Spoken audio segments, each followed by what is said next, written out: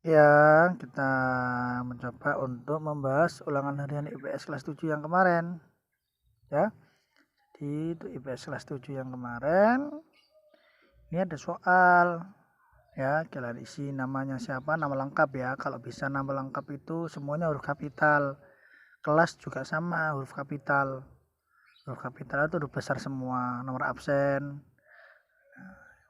Ini ada soal kemarin, sekarang kita bahas ya. Di sini soal yang pertama, tempat di permukaan bumi baik secara keseluruhan atau sebagian yang digunakan oleh makhluk hidup untuk tinggal disebut ruang, denah, negara, provinsi. Jawaban yang tepat adalah ruang. Oke, itu soal yang pertama. Soal yang kedua, yang bukan termasuk ruang adalah tanah, air, udara, mikroba. Jawabannya adalah yang mikroba. Soal berikutnya, suatu proses yang sifatnya timbal balik dan mempunyai pengaruh terhadap tingkah laku, baik melalui kontak langsung atau tidak langsung, disebut ruang, komplementer, substitusi, interaksi. Mana jawabannya? Suatu proses timbal balik yaitu interaksi. Jawabannya yang interaksi. Paham ya? Soal berikutnya, contoh interaksi tidak langsung adalah berbicara kepada kakak saat di rumah, mengikuti Zoom yang dibuat oleh sekolah, menyeberangkan jalan nenek yang hendak menyeberang, dan membaca status WhatsApp seorang teman. Mana di antara jawabannya yang interaksi tidak langsung? Jadi interaksi ada dua ya, interaksi langsung dan interaksi tidak langsung. Yang pertama ini, pilihan jawaban yang pertama adalah berbicara kepada kakak saat di rumah. Ini interaksi langsung. Mengikuti Zoom yang dibuat oleh sekolah. Lah ini juga interaksi langsung. Kemudian menyeberangkan jalan ya. Kemudian menyeberangkan jalan. Mana tadi? Bentar ya. Nah ini, menyeberangkan jalan nenek yang hendak menyeberang. Ini interaksi langsung. Membaca status WhatsApp seorang teman. Nah ini interaksi tidak langsung, status WhatsAppnya temanmu seperti apa. Jadi ini yang dinamakan interaksi tidak langsung. Paham ya? Karena apa? Kamu tidak berbicara dengan temanmu. Nah, tidak ada timbal balik di situ ya. Kamu hanya membaca saja. Paham ya? Itu bedanya interaksi langsung dan tidak langsung. Kemudian soal berikutnya, ketika seseorang pergi dari rumah menuju ke sekolah, ini merupakan contoh dari mana? A. Interaksi langsung. Pilihan jawaban berikutnya, mobilitas penduduk, migrasi atau transmigrasi. Yang mana? Nah, yang mobilitas penduduk. Kenapa? Karena dia menuju berpindah ya, berpindah dari satu tempat ke tempat yang lain. Ini yang dinamakan dengan mobilitas penduduk. Yang paling tepat. Migrasi itu perpindahan penduduk dari suatu tempat ke tempat yang lainnya. Transmigrasi juga begitu, perpindahan penduduk dari tempat yang padat penduduknya menuju ke tempat yang jarang penduduknya. Nah, yang disebut mobilitas penduduk ini yang secara umum. Jadi ketika seseorang pergi dari rumah menuju sekolah, jadi ini bergerak ya, namanya mobilitas. Berikutnya, interaksi melalui perpindahan barang atau energi disebut mobilitas penduduk, komunikasi, transportasi, migrasi. Maka jawaban yang paling tepat adalah yang mana? Transportasi. Itu jawabannya ya. Kemudian interaksi melalui perpindahan gagasan dan informasi disebut komunikasi, mobilitas penduduk, transportasi, atau migrasi. Maka jawaban yang paling tepat adalah yang komunikasi. Paham ya? Jadi komunikasi adalah jawaban yang paling tepat. Soal berikutnya, contoh dari complementarity adalah complementarity ini melengkapi ya. Andi membeli sayur di Pulau A, bukan. Rusmini meminta uang jajan kepada ibunya, bukan. Rindi meminta pulsa kepada ayahnya, bukan. Toto membeli baju di tempat Yanti, sedangkan Yanti membeli celana di tempat Toto. Jadi yang jawaban yang terakhir adalah jawaban yang paling tepat. Karena complementarity itu seperti dengan teorinya, dia kondisi saling melengkapi antara satu tempat dengan tempat yang lainnya. Soal berikutnya, suatu lokasi menawarkan alternatif lebih baik sebagai tempat asal maupun tempat tujuan disebut dengan istilah apa? Complementarity, intervening opportunity, transferability atau communication. Paling tepat adalah yang intervening opportunity, jawaban yang kedua. Jadi pilihan jawaban yang kedua adalah jawaban yang paling tepat. Paham ya?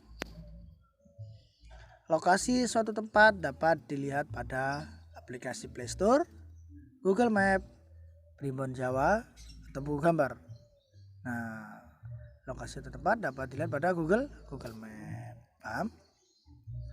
Gambaran permukaan bumi pada suatu bidang datar dan diperkecil dengan menggunakan skala secara offline disebut Google Map, peta, kompas, majalah dinding.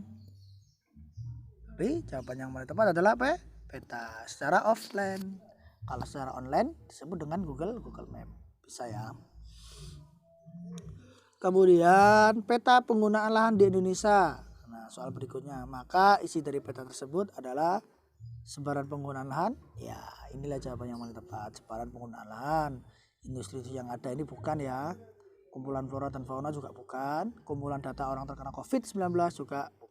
Jawaban yang paling tepat adalah yang pertama, sebaran penggunaan lahan.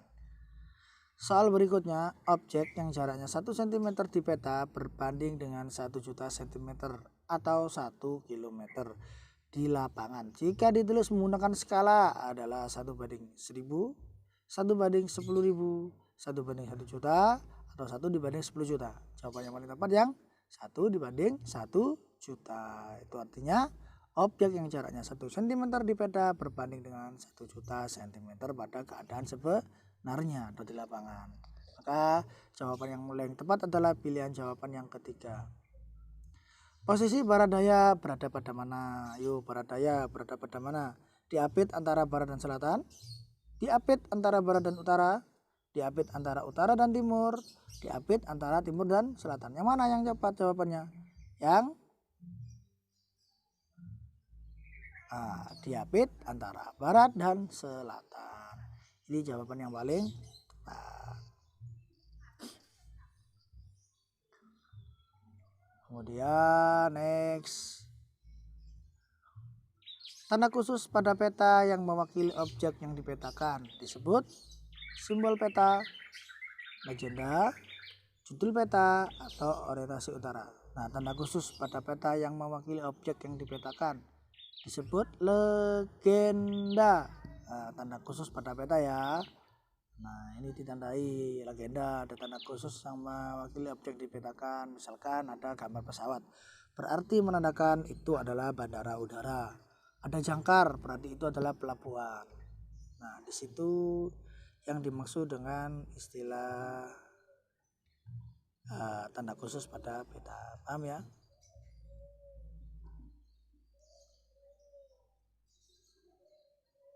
Kemudian ibu kota negara pada peta disimbolkan dengan garis sejajar, garis putus-putus, lingkaran, atau persegi warna merah.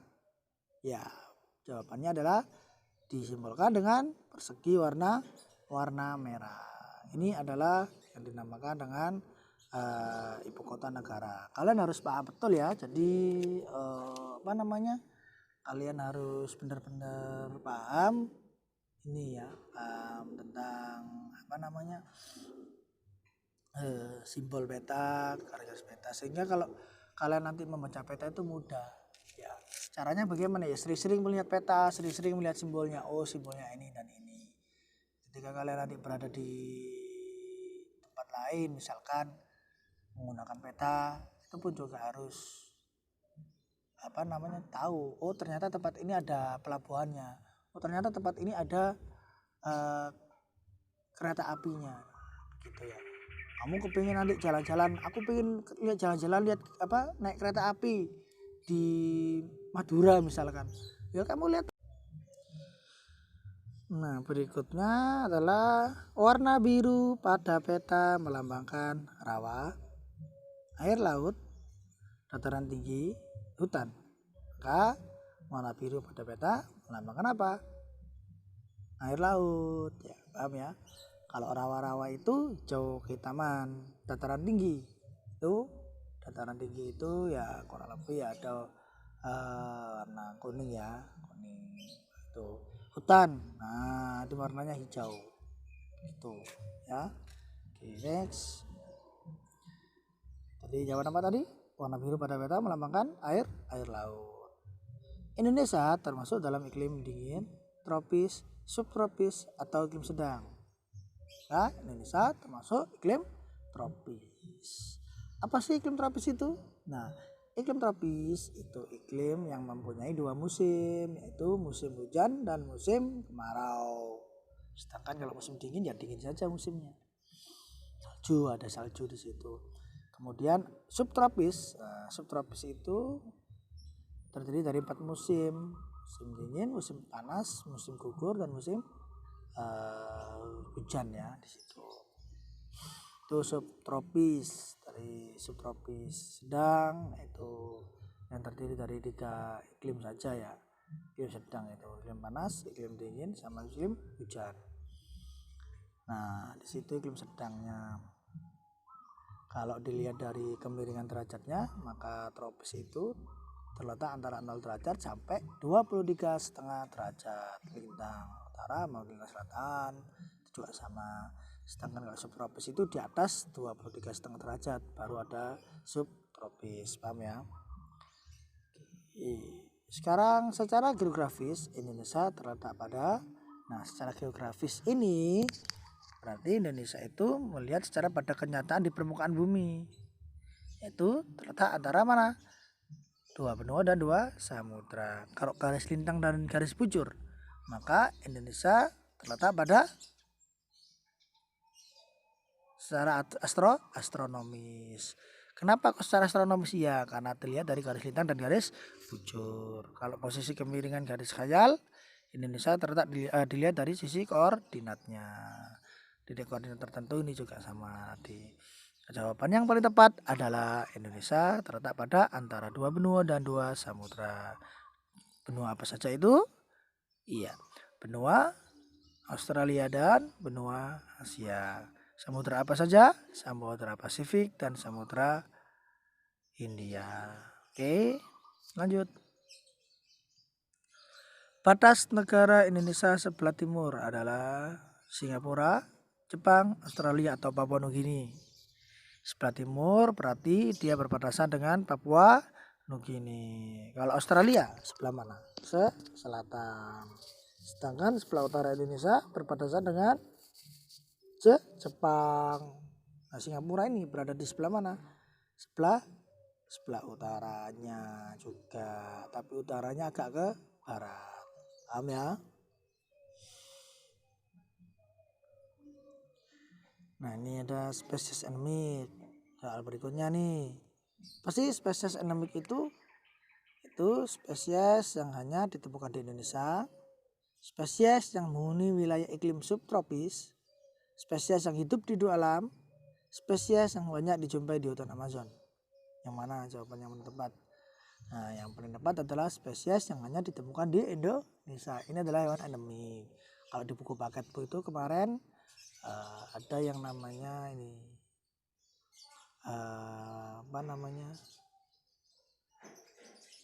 maleo ya, burung maleo ya. Burung maleo ini burung yang ada di Indonesia, tidak ada di negara-negara yang lainnya. Namanya spesies endemik.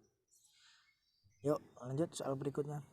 Kayu jati banyak dihasilkan di Papua, Sumatera Utara, Jawa Tengah atau Bali. Mana? Iya, betul. Jadi kayu jati itu banyak dihasilkan di Jawa Tengah. Banyak ya, paling banyak ya. Terus kemudian di situ salah satu contoh hasil tambang adalah boksit, kayu meranti, madu, merang. Nah, mana yang paling tepat untuk barang tambang? Ya, jawabannya adalah yang boksit, kayu meranti. Bukan ya, ini bukan barang tambang, tapi ini adalah hasil alam. Nah, di daratan, bukan menambang, tapi dia tumbuh. Madu. Nah, madu ini juga hasil apa? Hasil produksi daripada lebah. Ini merang juga sama, bukan ya. Jadi yang paling benar jawabannya adalah hasil tambang adalah bauksit. Mangrove dan terumbu karang dikenal dengan soal berikutnya nih. Ayo, ada yang bisa enggak? Mangrove dan terumbu karang dikenal dengan apa? Sumber daya pesisir, sumber daya udara, sumber daya gunung, atau sumber daya hewani. Nah, ya, jawaban yang tepat adalah sumber daya pesisir. Ini yang dinamakan dengan mangrove. Pencurian ikan yang dilakukan oleh negara tetangga disebut dengan illegal fishing, dropship, marketplace, atau black market. Nah, pencurian ikan yang dilakukan oleh negara tetangga disebut dengan illegal fishing. Jadi ilegal ini adalah tindakan yang melanggar hukum tanpa izin ya. Kamu mengambil ikan. Kalau kamu mengambil kayu di hutan tanpa izin, kamu juga ilegal. Nah, di situ. Paham ya? Jadi illegal fishing itu seperti itu. Dropship itu posisi kamu jual barang tapi kamu tidak punya barangnya, barang orang lain yang kamu jual, ya istilahnya kamu makelar lah. Kalau marketplace ini adalah tempat pasar seperti apa itu, Tokopedia, Bukalapak, Shopee dan sebagainya. Black market adalah pasar gelap atau pasar hitam, di mana black market ini barang-barang selundupan ya yang biasanya diperjualbelikan gitu ya. Paham untuk anak-anakku sekalian? Oke, sampai di sini dulu untuk penjelasan dan pembahasan soal-soal ulangan harian kelas 7. Oke, selamat belajar dan sampai jumpa lagi.